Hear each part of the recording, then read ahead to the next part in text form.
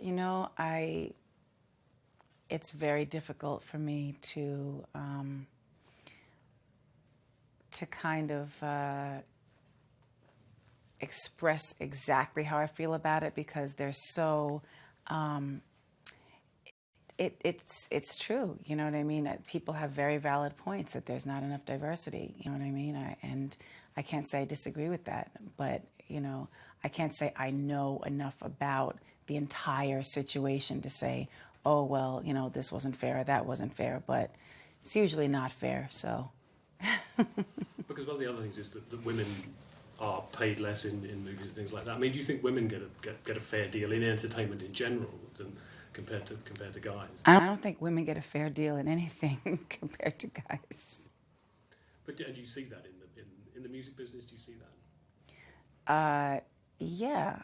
I mean, there are so many. It's really hard to. It's a difficult subject because obviously I'm going to have my own opinions and I don't want to offend anybody.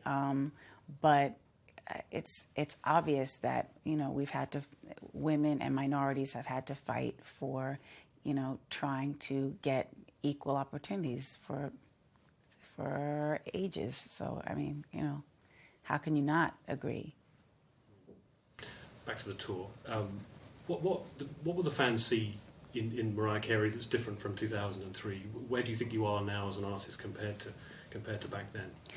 Well, 2003 was a very was kind of like it was a cute tour, if that makes any sense. It was the way we art directed it and the ensembles and stuff like that. So you know, and it was before I had done The Emancipation of Mimi, which now adds so much to my catalog, and you know, E = MC Square and the other albums that followed. So you know, there's a lot more. I had a lot of material then, but there's a lot more material now and a lot more songs that I kind of have to do because of how big the songs were.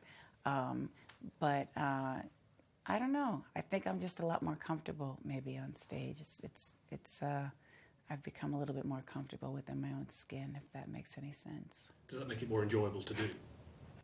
Definitely. It's much more fun when you just talk to the audience. I mean, like, most people don't have the same relationship with their fans where, I mean, I'll say that, and maybe I'm wrong, maybe other people do, but I kind of just like talk to the fans when I'm on stage as if they're at home with me, because, you know, I have to be a little more excited because you don't want to bore them like you're sitting around watching TV. But I mean, it's for me, it's about connecting with the fans. The other American who everyone is talking about in Europe, I'm sure you know, is Donald Trump. Have you been following what's going on with his world? Do you think he'd be a good president for the United States on the world stage? I'd like to abstain from that question. Next question. I'd like to answer that question. But do you have a view on the presidential race? I mean, you talked about women. Do you think Hillary Clinton is someone who would be a good model for the United States on the world stage? You know, I'm just an entertainer, but you know, I'm a fan of Hillary. I'm a fan. You know, of course I'm a fan of Hillary. Of course, I would love to see a woman president. You know. I really don't feel like it's appropriate for me to go on a tangent because I'm just an entertainer. I'm not a political analyst. But, you know, hopefully that's enough for you to understand that I'm saying something positive. And what's your message to those fans, particularly in the UK for us, that those fans who are waiting those 6 venues? What would you say to them about what they can expect?